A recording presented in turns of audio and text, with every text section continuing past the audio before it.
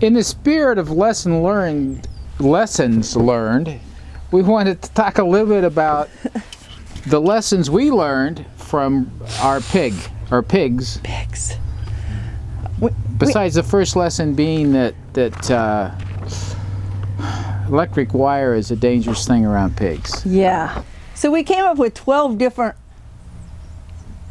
experiences, epiphanies we learned about pigs. These are the big ones. There's a lot of little ones, but these are the big ones. We have 12 items, not in any particular order. Except the order you wrote them down in. Correct. Well, our first thing that we discovered is that red wattle pigs get very big. Lots of pigs can get big. But we watch a lot of these people with American guinea hogs, like when Art and Bree, when they did theirs. There's this little 100-pound pig, and we're like going, you know, he got his pigs before we did.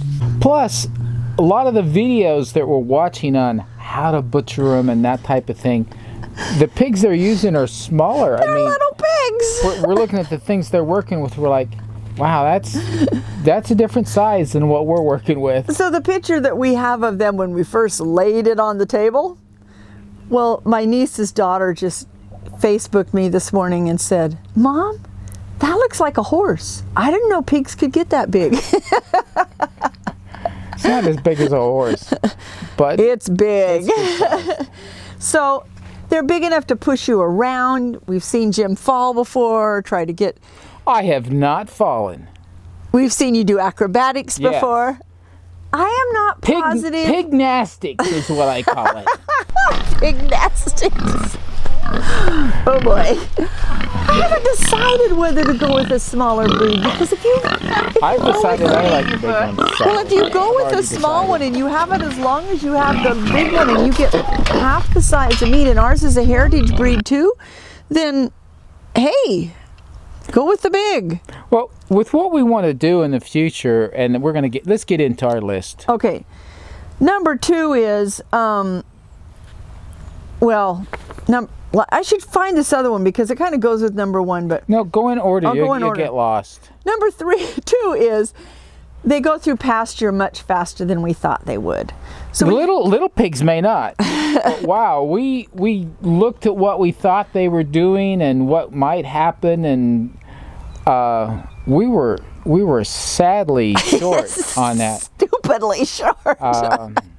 So we had these little cute paddocks for them to go into. When they were real little, and they were big. They were good sized paddocks. They were getting there. 50 by 30, something like that, 60. And red wattles don't forage all the way down. They're starting to, though, now. Well, finally, they're big. Well, as they've gotten bigger, and I think part of it is they're to the point they want to eat more than we're feeding them, so anything they can find that they can chew, they're chewing and eating. Which is why we processed ours. Austin still has to have his processed.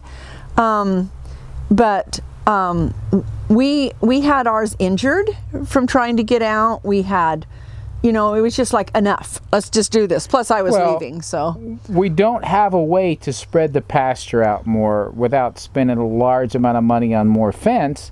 And so we were trying to keep feeding them, but during the day they get hungry and they start looking, and they look outside of the fence and there's opportunities, and one of them found a way that the fence was not fastened like it needed to be in one place, and out it went. So number 3 is we had 2 electrical strand wires, and if you've been following us, you know that we lost a pig that way. It was electrocuted, and it was tragic for us. And what we didn't know, which is number 4, we didn't know that Premier has fence that's this short. It's netted. Yeah, it's a net. And that it was very affordable. It was affordable. And so it was less expensive than much less expensive than the paddocks that we built. So had we acquired that fence and then used it to move them different areas, we could have had a lot more of our pasture turned into pig paddock. And they couldn't get under that fence and get electrocuted. And speaking to our concern of with the electric fence, if they got through the electric fence, then what keeps them in? So we built another fence around that. what our experience has been with the electric fence is our pigs, once they learned about the electric fence, at least at the age that they've been, they stayed away from it. They were very, it scared them. They didn't like it at all. And instead of using the 2 strands, which that pig was able to accidentally get under with the net, they can't. They're not. If they try, they're getting shocked. So it's just not going to happen. And it'd be a better bet. So if we go with electric fence in the future, and we do have to expand our paddocks, we're thinking very seriously about the netted fence and trying that. If that doesn't work, then that'll be another lesson learned. But from everything we can see, it's a way to do it. Plus, what we're hearing is that it keeps out predators very effectively. Right. Number 5, hungry and bored pigs look for ways to escape. Happy and full pigs, they stay where they're supposed to be. We kind of mentioned that earlier, yeah, but so that is a lesson learned for sure. Number 6, pigs like food, but we are very careful about the food that we give to them. So food is harder to find and more costly. Do you want to explain that one? Yeah. We went 3 hours away, had delivered 2.5 hours away. We didn't go, but we contacted a place. We had to buy food in huge bulk in order to get them to take the soy out and put in fish meal and have it be non-GMO. It's as close to organic as they can get it without it being completely organic. And so it's very expensive. A lot of people spend, like, I don't know, 12 or 15 cents a pound, and we spent 40 cents a pound. And we will do that again every time because that's important to us. Well, first of all, it's important just from a standpoint of principle. But eating the meat that we're eating, the flavor's fantastic. Did the feed have something to do with that? Maybe, maybe not. But knowing that as we eat this very good tasting meat, it didn't have any soy. Nothing in it that we find to be a problem for us. And certainly if we had some kind of food allergy, then we can make certain to avoid foods going into the pig that could contribute to that. And we're only going to improve on that in the future.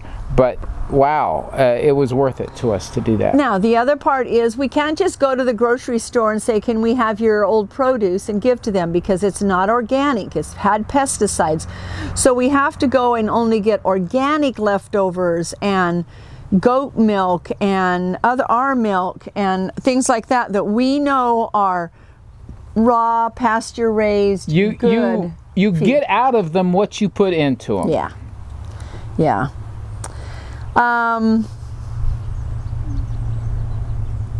Pigs are very friendly, and they'll go anywhere you want them to if you've got food in your hands. Yeah. I figured that out. Let me tell a quick story though. You don't have to chase them. You don't have to freak out. Just go get some food. At the very end, we tried to get her into a paddock that was up closer to where we were going to hang the pulley. And we thought, well, I thought, it was all me. I thought, well, let's just put the food right on the blue tarp, and then she'll just be right on the tarp. She'll fall right there. We won't have to move her. So I had this tub of her food, and I was pulling it along, and she was just following right there. Nose, nose, nose, nose, all through the pasture. We got up to the blue tarp, and she turned and ran. Apparently, pigs don't like blue tarps. Well, I'm going to suggest to you, she doesn't know blue tarps. She didn't know them, She was not going to step on that thing. So we just got it, moved the tarp, pulled it up, and she came right back up. But what I'm saying is they'll follow you anywhere with food. Yeah, it's just amazing. Anywhere but onto blue tarps. Number 8 that we have learned, 3 pigs is more than we want to take on again. 3 pigs was too many pigs for us. Yeah, you know what happened there is we wanted to get 2 pigs, and then Austin and Sierra asked if they could participate, so we ended up with 3 pigs, but we didn't catch the transition there that, hey, we're going to have 3 pigs at our house instead of 2, and we wanted to have 2 because we felt they needed a companion, and then we said, well, maybe we can sell the second one. Well, that's not how things worked out, but we ended up with 3 pigs here. So as far as pressure on the pasture and the taking care and so forth, we were dealing with 3 instead of 2. Yeah. And I guess that's not that much bigger of a deal, but there were some dynamics that went on. Yeah. And it definitely was a lot bigger hit on the pasture. I'm not ready to be a pig farmer with all these pigs. Yeah, I mean, a lot of people raise them and sell them, and that's great. That's not going to be us. That's what they're doing, but we just want to eat, and we love pork. So that's all we want to be able to do. Yeah. So 3's too much. The 3 little pigs is too many little pigs. So number 9, growing oats, barley, and other grains in advance of the pigs coming to our homestead, so that when they forage, they have nutritious meat feed to go to, is what we will do from now on. We knew that going into this, but we weren't ready. We had no way to be ready. The place we got them from had fields of it that they had grown up for these pigs. And so, anyway, that is a stipulation. And we recognize that just growing some grains and vegetables and so forth for them to eat is not going to give them a fully balanced diet. They're going to need some protein. They're going to need some other food items in there. And we're going to work on that as well, producing those from our homestead.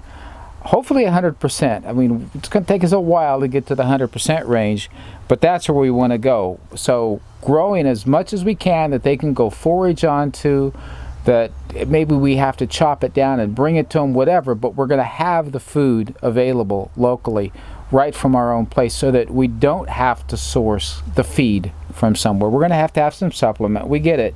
But we want to have the bulk of it come from our own place. Right. Number 10, we need to have a way to dunk our pig when we are processing it to take the hair off. The gallon bucket that we saw that it works. It works. It's sort of. Anyway, we think we figured out a way to do that for Austin's pig. And the reason we can't do the 55-gallon drum is we do not have a tractor. We don't have something we can pull up that high and dunk it in. Yeah, you have to have at least 13 to 14 feet height capability, and we don't have that here right now. Maybe we could construct something that would do that, but that's tough. And that's if... I think we'll do a video on what Austin's going to do, so we won't tell it right now. We're not going to tell. We've got a solution, We've got a solution, and it's elegant. It's fantastic. It's a great solution. It's theory right now. It's a hypothesis.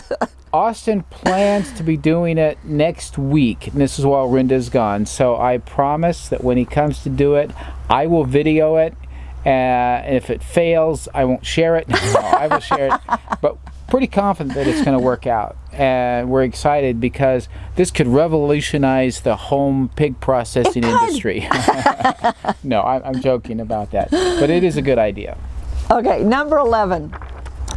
Having a side of pig that we know personally, laying on a cutting table, is one of the most satisfying experiences we have experienced. Yeah. It felt good to take it down from where it was cooling, haul it in and put it on this table to cut it up. It's like, this is our pig, and it's big. And we know what's gone into this, and we know how we had to kill it and what that experience was for the pig, and now we get to cut it up the way we want it cut up. And we did. Well, yes and no. We're still learning on this cutting up thing. We looked at so many different videos. Well, there are a lot of... There's no wrong and right way. There isn't. There are so many ways to do it. Some of them are based in purpose. There's a chicken behind us. Others are based in tradition. And what I think we learned was, let's experiment. And when we find cuts that give us something, and we won't know till we're eating it, but we're going to remember the things that we, as it turns out, how we like this, how we like that. Well, let's try this next time. So it's an ongoing, but it's not like you say to the butcher, this is the cut I want. You can say, okay, I've got this picnic ham, how do I want to handle it? Or I've got this butt, how do I want to handle it? Whatever, how do I want to do the ribs? Do I want them bigger, smaller? What do I do for my chops? Am I going to use up some of my bacon? How am I going to... I'm making Wiener Schnitzel. Oh, yeah. I am so excited about it. I loved Wiener Schnitzel when we were over in Germany, and we were watching a video, and he goes, and these can be little schnitzels, and he took his thing and pounded it. I'm like, so we made ours like that. And when you're working with heritage pigs, this is something Han Hume talks about a lot, is that they don't all, you can have two pigs, same litter, and they can come out with different body composition. So more fat, more loin, more this, they can be more that. longer, they can be wider. What we saw with this pig, and this you don't know for sure until you have it on the table, is that the size of the belly where the bacon was coming from was enormous. We had no idea that was one I was going to add on there. 11.5. The amount of bacon we're getting off of this pig, I could never have dreamed of that amount. So the point that I'm bringing that up is we could have had less bacon and more on the ribs. We could have had those extend down and have more. Who doesn't love bacon? Oh, but the ribs with that extra on there, that would have been fantastic. So there's other things that you can do with it as well. So lots of options. But when you're looking at the pig and how much of what you have and the quality that's there, you can make some choices on the spot and saying, this time, this is the kind of cut we're going to do. So because we already had one pig that was done, we are making that pig almost exclusively into ground pork and sausage. Which we eat a lot of. And then the other one we made into pork chops and steaks and roasts and bacon, and we love pork chops. And something I heard somebody in a video comment on is when you're doing the ground pork, the sausage, it goes further. You don't use as much per meal. And so the meat turns into several meals, more meals. And so it's not a matter of what kind of cuts and how much can I earn on it. It's a matter of how much can I eat on this? How many meals can I get out of it? And when you look at the pig that way, then doing the ground up meats is a much better option to go. It's not as exciting. I mean, a pork chop is a lot more exciting than ground pork. But the ground pork's fantastic, so who's complaining? Yeah. So number 13, I'm going to add a little caveat on here. Would you do it again? There's only 12 of them. Oh, number 12, sorry. We skipped 12. We're coming back. Okay. Do it again. No. This is a good way. I like this. This is excellent. Would you do it again? Yes. And you said, and applying all the lessons that we've learned. Yeah, we got it. Let me say this, though. We don't want to do the wrong things again. We want to do the right ideas that we have. But yes. We have a lot of meat in our refrigerator. It's not in the freezer. It won't be in the freezer for several days. It's resting for several days.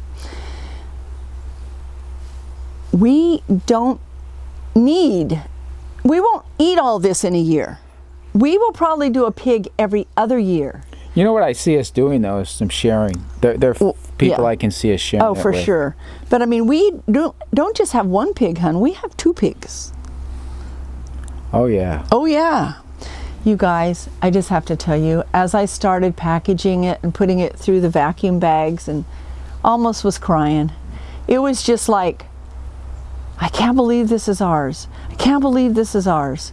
It's like going to the grocery store and buying the finest meat that isn't even available there, that I could never afford. And this is amazing.